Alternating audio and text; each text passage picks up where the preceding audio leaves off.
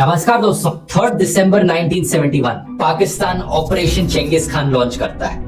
India की कई airfields पर बम गिराए जाते हैं पाकिस्तानी एयरफोर्स के द्वारा। अमृतसर, पठानकोट, जोधपुर, अंबाला, आगरा, श्रीनगर, टोटल में 11 एयरफील्ड्स पर हमला किया जाता है। उस शाम को प्रधानमंत्री इंदिरा गांधी रेडियो पर एक मैसेज जारी करती हैं देश की जनता के लिए। ये कहती हैं कि इंडिया के खिलाफ एक जंग छेड़ दी गई है। मैं एक खतरे के समय बोल रही हूँ। कुछ ही घंटे पहले 3 दिसंबर पाकिस्तान ने हमारे ऊपर एक हमला किया। इंडियन एयरफोर्स रिटेलिएट करती है और कुछ इस तरीके से शुरुआत होती है दोस्तों इंडिया पाकिस्तान 1971 वॉर की। एक ऐसी वॉर जिसके अंत में एक नए देश का जन्म होता है, बांग्लादेश। लेकिन क्या कारण था आखिर, क्यों हुई ये वॉर?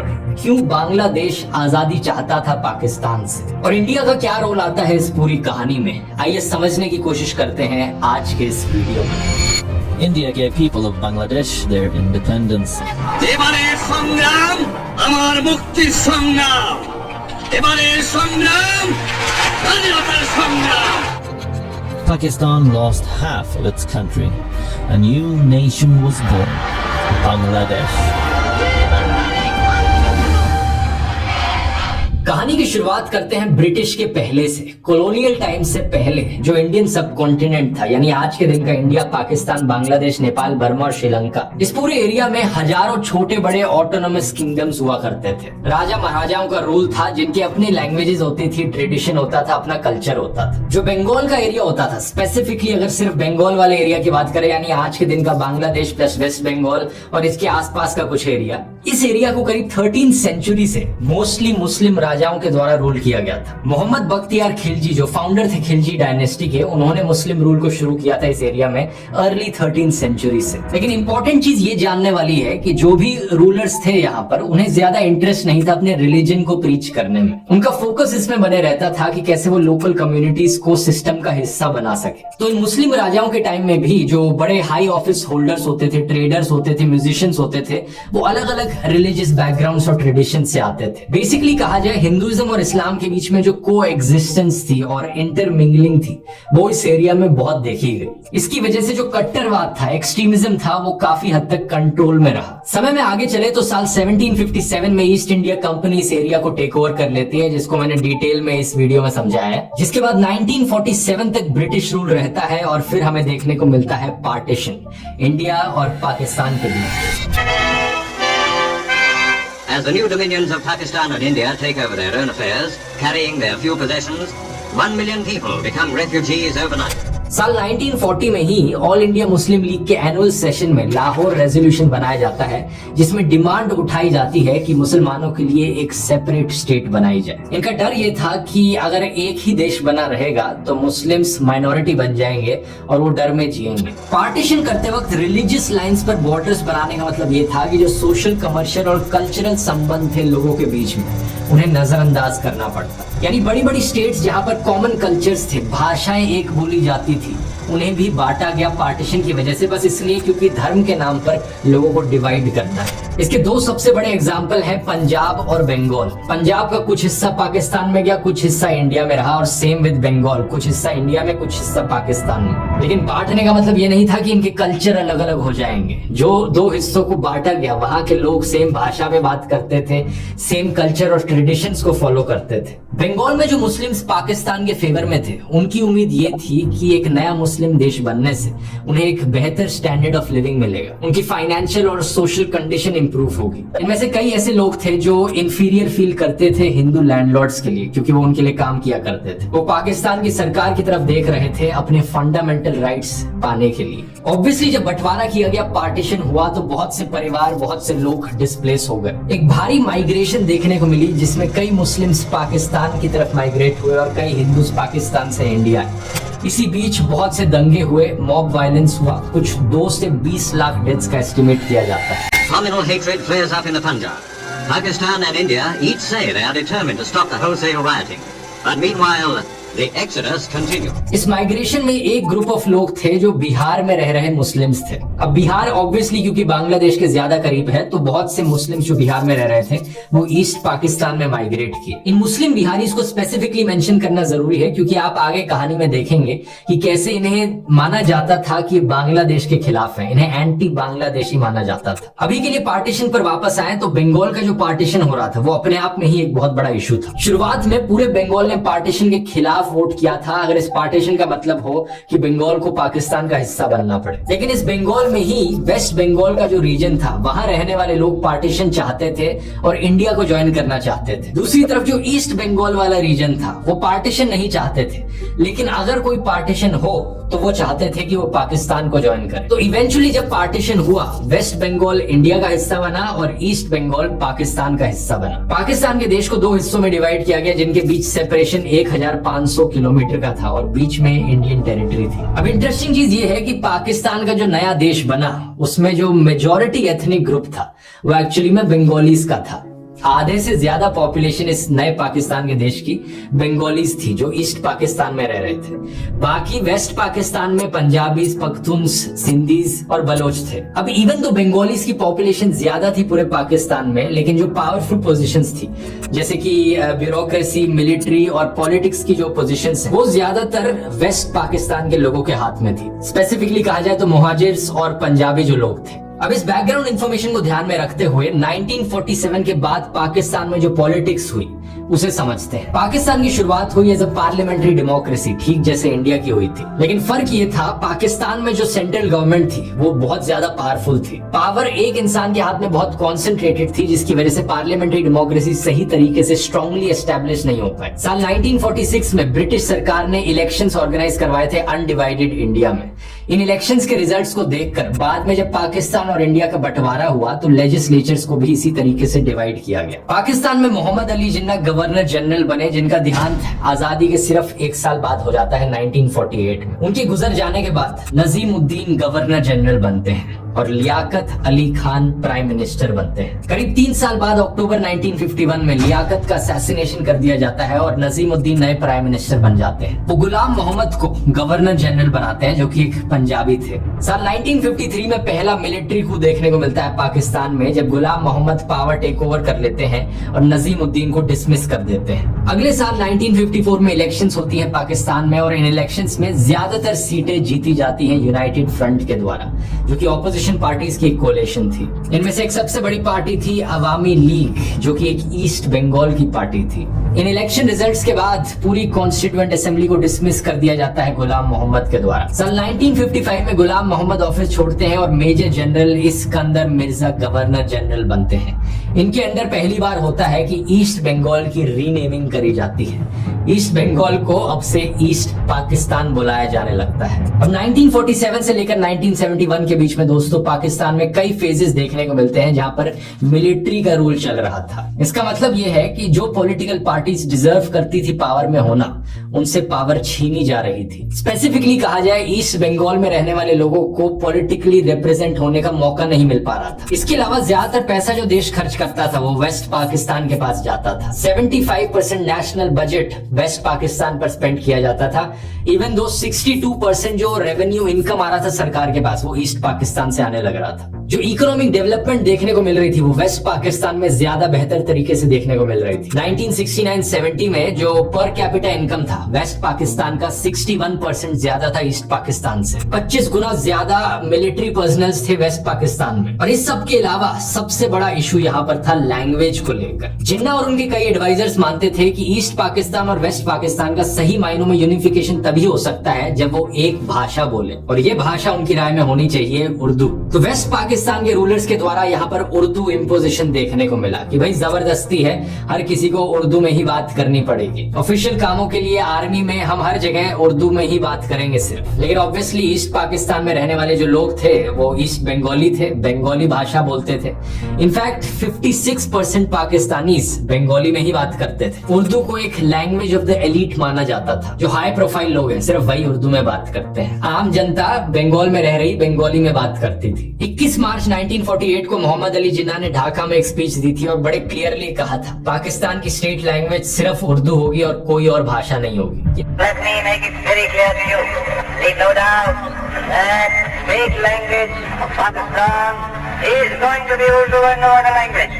ये सब सुनकर बंगाल में रहने वाले लोग बड़े आउटरेज्ड हो गए। इवेंचुअली इस उर्दू इम्पोजिशन की वजह से शुरुआत हुई बंगाली लैंग्वेज मूवमेंट की। 21 फरवरी 1952 एक बड़ा प्रोटेस्ट ऑर्गेनाइज करवाया जा रहा था इस लैंग्वेज मूवमेंट के द्वारा। स्टूडेंट्स का एक बड़ा ग्रुप और पॉलिटिकल एक्टिविस्ट इकट्ठे हुए प्रोटेस्ट करने के लिए प्रोविंशियल असेंबली के सामने। पाकिस्तान की आर्मी ने इन पर ओपन फायर कर दिया।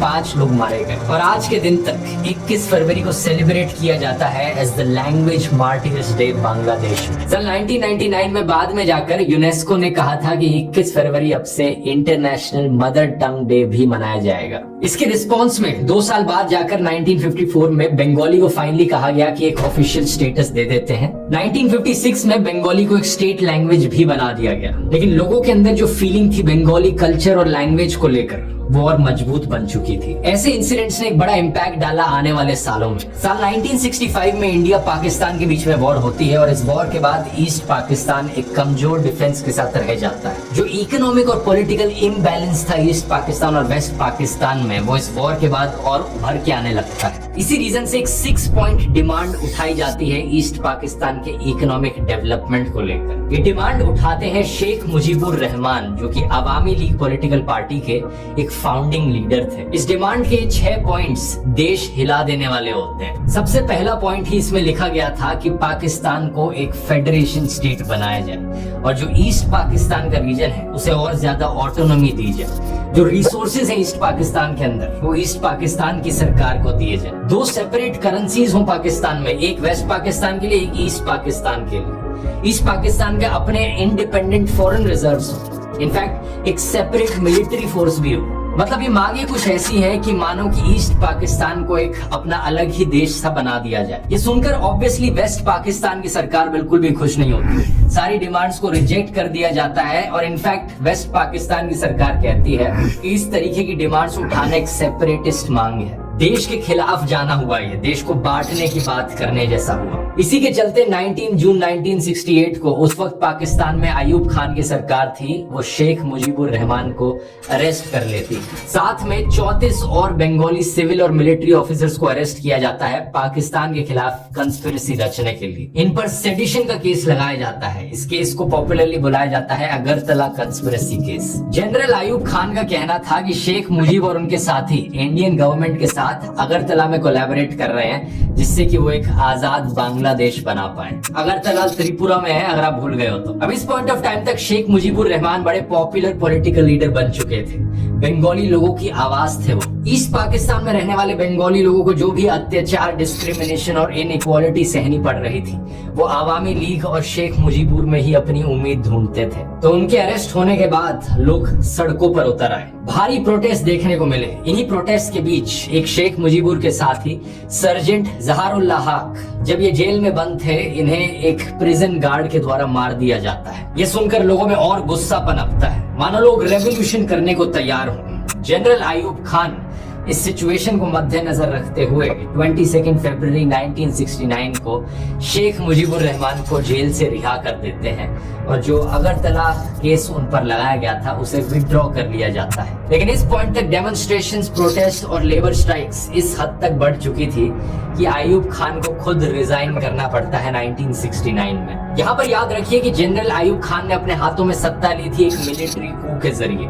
बेसिकली पाकिस्तान में उन्होंने पिछले 10 सालों से मिलिट्री डिक्टेटरशिप सी बना रखी थी। खुद रिजाइन करने के बाद वो अपने सक्सेसर को अपॉइंट करते हैं जनरल याहिया खान, और जनरल याहिया खान प्रॉमिस करते हैं कि वो पाकिस्तान में पहली जनरल इलेक्शंस करवाएंगे और वो इलेक्शंस करवाई जाती हैं साल 1970 में। ये 1970 की इलेक्शंस के रिजल्ट्स बहुत ही चौंका देने वाले होते हैं। ईस्ट पाकिस्तान की पॉलिटिकल पार्टी अवामी लीग इन इलेक्शंस को जीत जाती है। 313 में से 167 सीट्स इनके पास जाती हैं। लेकिन शॉकिंग चीज ये थी कि इनमें से एक भी सीट वेस्ट पाकिस्तान में ये नहीं जीतते। पाकिस्तान का लेजिस्लेचर कुछ ऐसे था कि 313 में से 169 सीट्स ईस्ट पाकिस्तान में थी और बाकी वाली वेस्ट पाकिस्तान में थी। तो आवामी लीग ने 313 में से 167 जीती, यानी ईस्ट पाकिस्तान में ऑलमोस्ट हर सीट जीत ली, लेकिन वेस्ट पाकिस्तान में एक भी सीट नहीं जीती। वेस्ट पाकिस्तान में पाकिस्तान पीपल्स पार्टी पीपीपी ने 88 सीट्स जीती और इस पीपीपी पार्टी ने ईस्ट पाकिस्तान में एक भी सीट नहीं जीती। ये शॉकिंग रिजल्ट्स दिखाते हैं कि जो दो हिस्से थे पाकिस्तान के, उनके बीच में दरार कितनी गहरी हो चुकी थी। अभी ईस्ट पाकिस्तान में लोगों की पॉपुलेशन ज्यादा थी तो सीटें भी ज्यादा थी, इसीलिए आवामी लीग को यहाँ पर विजेता माना जाता है। लेकिन एक ऐसी पॉलिटिकल पार्टी पाकिस्तान में सरकार बनाएगी जिसने एक भी सीट वेस्ट पाकिस्तान में नहीं जीती। जो वेस्ट पाकिस्तान के पॉलिटिकल एलिट्स हैं उनके इंटरेस्ट से बिल्कुल भी मैच नहीं होता। इन इलेक्शन रिजल्ट्स को देखकर जो पीपीपी के लीडर थे उस वक्त, जुल्फिकार अली भुट्टो, वो आर्मी ऑफिशियल्स और जनरल याहिया खान के साथ मिलते हैं और डिस्कस करते हैं कि कैसे नेशनल असेंबली को कैंसिल कर देना चाहिए। लिटरली उनकी मर्जी के इलेक्शन रिजल्ट्स नहीं आए तो इन इलेक्शंस के रिजल्ट्स को खारिज कर दो, और जनरल याहिया खान एग्जैक्टली यही करते हैं। 1 मार्च 1971 को कैंसिलेशन की अनाउंसमेंट करी जाती है कि जो भी इलेक्शन रिजल्ट आए हैं वही खत्म समझो इन्हें। ये सुनकर ईस्ट पाकिस्तान में हल्ला मच जाता है। वहां के लोग कहते हैं कि क्या मजाक चलने लग रहा है, ये कोई डेमोक्रेसी हुई? हमने वोट दिया, हमारी मर्जी की पार्टी जीती, और क्योंकि तुम्हें पसंद नहीं आ रहा तुम इलेक्शंस को कैंसिल कर दोगे उठाकर। सड़कों पर फिर से भारी प्रोटेस्ट उतरते हैं और इस बारी आजादी के नारे लगाए जाते हैं। वो कहते हैं कि अगर तुम्हें हमारे लीडर्स को इलेक्ट करने में इंटरेस्ट ही नहीं है तो बाहर निकलो साइड में, हमें आजादी दो, हम अपना अलग से देश बनाएं। ये फाउंडेशन है दोस्तों बांग्लादेशी लिबरेशन वॉर की। इस पॉइंट तक आते आते ईस्ट पाकिस्तान में रहने वाले लोग इस्लाम को एज ए यूनिफाइंग फैक्टर नहीं देखते थे, बल्कि वो अपनी बंगाली एथनिसिटी को ज्यादा इंपॉर्टेंस देते थे। वो चाहते थे एक सेक्युलर डेमोक्रेटिक सोशलिस्ट स्टेट बने जिसमें बंगाली एथनिसिटी यहाँ पर मेन चीज हो। यहीं से ही ये कंट्री का नाम आया है बांग्लादेश, बंगाली लोगों का देश। 7 मार्च 1971 कैंसिलेशन के ऑर्डर्स दिए जाने के बाद आवामी लीग पॉलिटिकल पार्टी जनता के सपोर्ट में उतरती है और कहती है कि यहाँ पर हम नॉन कोऑपरेशन मूवमेंट चालू करेंगे। वेस्ट पाकिस्तान में बैठी सरकार को कुछ भी कह लेने दो, हम उनके सुनने ही नहीं वाले। शेख मुजीब यहाँ पर एक बहुत ही जबरदस्त स्पीच देते हैं रेस कोर्स के ग्राउंड पे, एक बड़ी ही ऐतिहासिक स्पीच। बांग्लार मानुष मुक्ति चाहे, बांग्लार मानुष बाँचते चाहे, बांग्लार मानुष तारा आत्मअधिकार चाहे। नारे लगाए जाते हैं, our struggle is for our freedom, our struggle is for our independence, जय बांग्ला। এবারে সংগ্রাম আমাদের মুক্তির সংগ্রাম, এবারে সংগ্রাম স্বাধীনতার সংগ্রাম।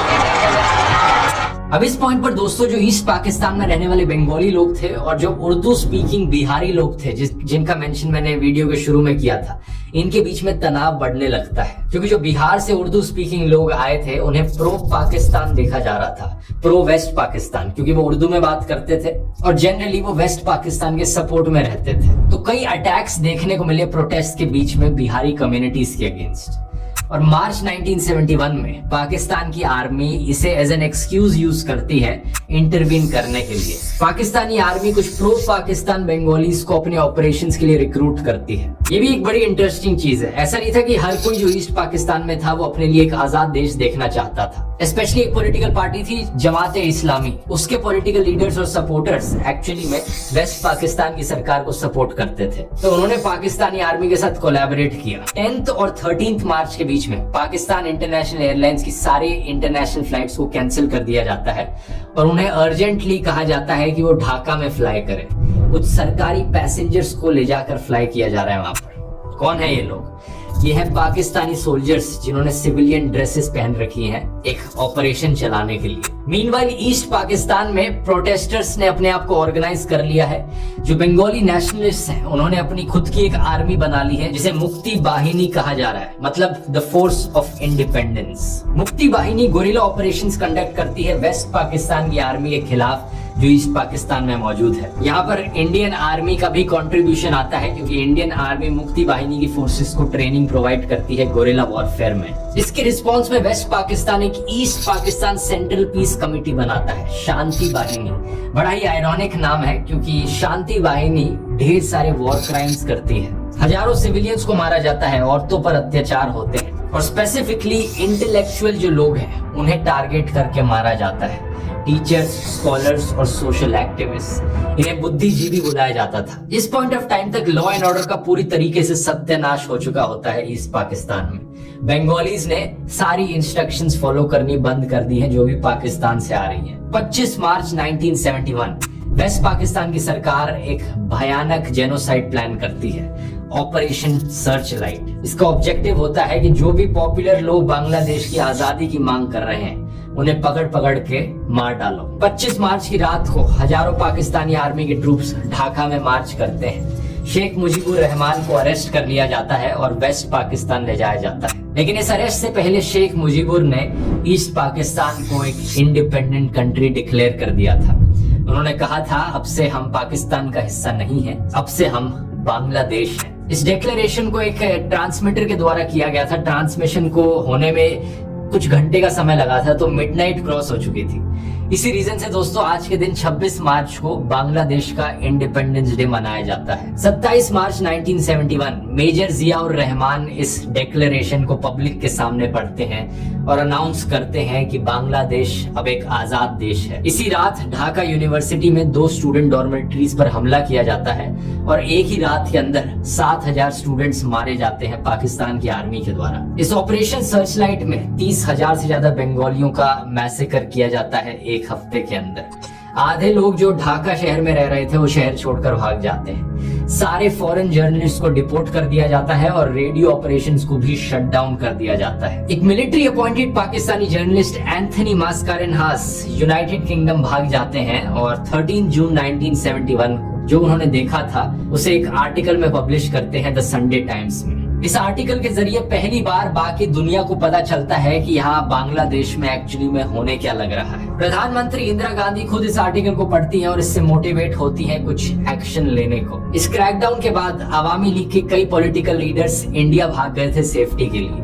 10 अप्रैल को people's republic of Bangladesh government form होती है एग्जाइल में कोलकाता में। शेख मुजीबुर रहमान को प्रेसिडेंट डिक्लेयर कर दिया जाता है और तजुद्दीन अहमद को प्राइम मिनिस्टर। इस पूरे कॉन्फ्लिक्ट का एक बहुत बड़ा असर देखने को मिलता है इंडिया पर।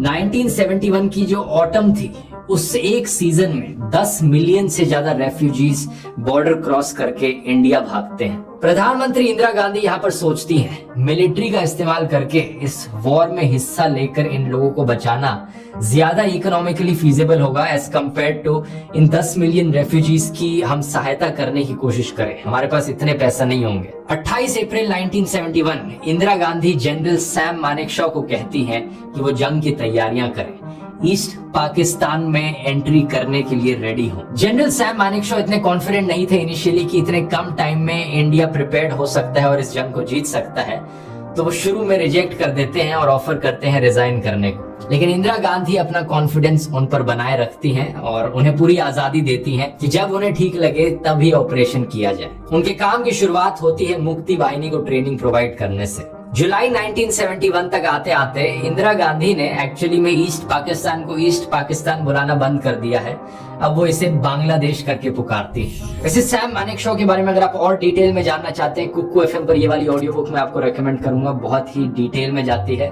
कुक्कू एफएम को नहीं जानते, एक बढ़िया ऑडियो लर्निंग का प्लेटफॉर्म है जहाँ पर ढेर सारी ऐसी इन्फॉर्मेटिव ऑडियो बुक्स आपको सुनने को मिलेंगी। आमतौर पर इसकी कॉस्ट होती है 399 रुपीज, लेकिन अगर आप कूपन कोड ध्रुव50 इस्तेमाल करेंगे आपको साल भर की कॉस्ट पड़ेगी सिर्फ 199 रुपीज ओनली। तो अगर आपने अभी तक ज्वाइन नहीं किया, नीचे डिस्क्रिप्शन में लिंक मिल जाएगा, जाकर चेकआउट कर सकते हैं। अब टॉपिक पर वापस आते हैं। इस पॉइंट ऑफ टाइम तक अभी भी कोई कॉन्फ्लिक्ट नहीं देखने को मिला है इंडिया और पाकिस्तान के बीच में डायरेक्टली। ये सिर्फ 3 दिसंबर 1971 को जाकर ही होता है कि पाकिस्तान ऑपरेशन चेंगिस खान लॉन्च करता है और इंडिया के एयरफील्ड्स पर हमला बोल देता है। पाकिस्तान को डर था कि इंडिया किसी भी वक्त मिलिट्री का इस्तेमाल करके इस वॉर में इंटरवीन कर सकता है और बांग्लादेश को आजाद करने में मदद कर सकता है, तो वो सोचते हैं कि क्यों ना हम ही पहले उन पर हमला कर दें। लेकिन ऑब्वियसली ये स्ट्रैटेजी किसी काम की नहीं होती, क्योंकि इंडिया की जो मिलिट्री स्ट्रैटेजी थी और मिलिट्री पावर थी वो कहीं ज्यादा बेहतर होती है पाकिस्तान के कंपैरिजन में। इंडिया का रिस्पांस था कि वेस्ट पाकिस्तान में एक डिफेंसिव मिलिट्री स्ट्रैटेजी चले और ईस्ट पाकिस्तान में एक कोऑर्डिनेटेड ऑफेंसिव थ्रस्ट हो, यानी सोल्जर्स को ग्राउंड पर भेजा जाए। इंडिया की वॉर में एंट्री करते ही पाकिस्तान यूनाइटेड नेशंस को अपील करता है कि इंडिया को सीज फायर करने के लिए फोर्स किया जाए। यूनाइटेड नेशंस का सिक्योरिटी काउंसिल 4 दिसंबर को असेंबल करता है। बड़ी लंबी चर्चा चलती है। उस वक्त यूएसए पाकिस्तान के फेवर में ज्यादा था और सोवियत यूनियन इंडिया के फेवर में ज्यादा था। तो यूएस, चाइना और यूके एक्चुअली में सपोर्ट करते हैं कि इंडिया इमीडिएटली सीज फायर कर दे और अपने ट्रूप्स को विड्रॉ कर ले, लेकिन सोवियत यूनियन इस रेजोल्यूशन को वीटो कर देता है 2 बार। और बंगालीज के खिलाफ जो एट्रोसिटीज हो रही थी उन्हें ध्यान में रखकर बाद में जाकर यूके और फ्रांस भी वोट करने से एब्सटेन कर देते हैं। 6 दिसंबर 1971 भूटान पहला देश बनता है बांग्लादेश को ऑफिशियली रिकॉग्नाइज करने वाला। इसी दिन इंडिया भी बांग्लादेश को ऑफिशियली रिकॉग्नाइज कर लेता है। 12 दिसंबर तक आते आते इंडिया पाकिस्तान के बीच वॉर में पाकिस्तान एक बहुत बड़ी हार को अपने सामने देख रहा है। पाकिस्तान के डेप्यूटी प्राइम मिनिस्टर और फॉरेन मिनिस्टर जुल्फिकार अली भुट्टो जल्दी से न्यूयॉर्क जाते हैं अमेरिका के साथ डिस्कस करने के लिए किस तरीके से यहाँ पर एक सीज फायर का केस बनाया जा सके। 4 दिन लगते हैं इस प्रपोजल को फाइनलाइज करने में, लेकिन तब तक ईस्ट पाकिस्तान में पाकिस्तान की मिलिट्री ऑलरेडी सरेंडर कर चुकी होती है। ये वॉर खत्म हो जाती है। जुल्फिकार अली भुट्टो फ्रस्ट्रेशन में आकर यूनाइटेड नेशंस में अपनी स्पीच रोककर काउंसिल छोड़कर चले जाते हैं। ये वीडियो उनका आप यहाँ पर देख सकते हैं। Why should I waste my time here in the Security Council? I'm going. 16 दिसंबर 1971 इंडियन आर्मी ने ढाका शहर को चारों तरफ से घेर लिया है। 30 मिनट दिए जाते हैं सरेंडर करने के लिए पाकिस्तान की मिलिट्री को। लेफ्टिनेंट जनरल आमिर अब्दुल्ला खान नियाजी बिना किसी रेजिस्टेंस के सरेंडर कर देते हैं। ईस्ट पाकिस्तान में बैठी सरकार इमीडिएटली कोलैप्स कर जाती है। इसी दिन 16 दिसंबर 1971 historic instrument of surrender sign किया जाता है। 93,000 से ज्यादा पाकिस्तानी ट्रूप सरेंडर करते हैं इंडियन फोर्सेस और बांग्लादेश लिबरेशन फोर्सेस के सामने। ये दुनिया का लार्जेस्ट सरेंडर था वर्ल्ड वॉर 2 के बाद से। अगले साल 1972 में एक शिमला एग्रीमेंट साइन करी जाती है इंडिया और पाकिस्तान के बीच में। इस एग्रीमेंट के अनुसार पाकिस्तान रिकॉग्नाइज करता है बांग्लादेश को एज एन इंडिपेंडेंट कंट्री, लेकिन पाकिस्तान को ये करने के बदले क्या मिलता है? इंडिया प्रॉमिस करता है पाकिस्तान को कि जो 93,000 पाकिस्तान के प्रिजनर्स ऑफ वॉर हैं उन्हें वापस पाकिस्तान रिलीज कर दिया जाएगा 5 महीने के अंदर अंदर। और जो 13,000 स्क्वायर किलोमीटर जमीन इंडियन ट्रूप्स ने वेस्ट पाकिस्तान में कब्जा ली थी उसे भी इंडिया वापस कर देगा वेस्ट पाकिस्तान को। कुछ इस तरीके से दोस्तों जन्म होता है एक नए देश का, बांग्लादेश। 1972 में पाकिस्तान के द्वारा रिकॉग्नाइज किए जाने के बाद 1974 में यूनाइटेड नेशंस भी बांग्लादेश को as an independent country recognise कर लेता है। दूसरी तरफ पाकिस्तान में याहिया खान की डिक्टेटरशिप कोलैप्स कर जाती है और भुट्टो को 20 दिसंबर 1971 को नया प्रेसिडेंट स्वॉन इन किया जाता है। शिमला एग्रीमेंट के अनुसार मुजीबुर रहमान को भी जेल से रिलीज किया जाता है। वो ढाका लौटते हैं एक हीरो की तरह। 1973 में जब इलेक्शंस होती हैं बांग्लादेश में, लैंडस्लाइड मेजॉरिटी के साथ वो इलेक्शंस जीतते हैं। अवामी लीग उनकी पॉलिटिकल पार्टी पावर में आती है, लेकिन अनफॉर्चुनेटली कहानी में यहाँ इतनी कोई हैप्पी एंडिंग नहीं है इस पॉइंट ऑफ टाइम पर। क्योंकि बात क्या है दोस्तों, जिस प्रॉब्लम से पाकिस्तान सफर कर रहा था, कॉन्स्टेंटली मिलिट्री डिक्टेटरशिप्स, उसी प्रॉब्लम से कुछ हद तक बांग्लादेश भी अब सफर करने लगता है। मुजीबुर रहमान एक सेक्युलर आदमी थे जिन्होंने जमाते इस्लामी पर बैन लगा दिया था। उन्होंने सारी पॉलिटिकल पार्टीज पर बैन कर दिया जो धर्म के आधार पर बनी थी पावर लेने के बाद। लेकिन 15 अगस्त 1975 को शेख मुजीबुर रहमान को असैसिनेट कर दिया जाता है उनके पूरे परिवार के साथ। सिर्फ उनकी 2 बेटियां जिंदा बचती हैं जो उस वक्त जर्मनी में थी। ये कहानी को मैं बहुत शॉर्ट में बता रहा हूँ क्योंकि और बहुत सारी कॉम्प्लेक्सिटीज इन्वॉल्व है यहाँ पर। 1975 में जनरल जियाउर रहमान पावर पर कब्जा जमाते हैं और पब्लिक नैरेटिव को चेंज करने की कोशिश करते हैं। यानी बांग्लादेश में भी एक मिलिट्री कू देखने को मिलता है। ये मिलिट्री को हीरोज की तरह पोर्ट्रे करते हैं। जमाते इस्लामी पर जो बैन लगा था उसे हटा दिया जाता है और अगले कई सालों तक बांग्लादेश एक सेक्युलर डेमोक्रेसी बना रहने की जगह एक मिलिट्री डिक्टेटरशिप बना रहता है। साल 2009 में मुजीबुर रहमान की बेटी शेख हसीना पावर में आती है और आज के दिन तक भी शेख हसीना ही पावर में है, करंट प्राइम मिनिस्टर है बांग्लादेश की। अवामी लीग रूलिंग पार्टी है। इस पूरी कहानी में क्या लेसन आपको सीखने को मिलता है?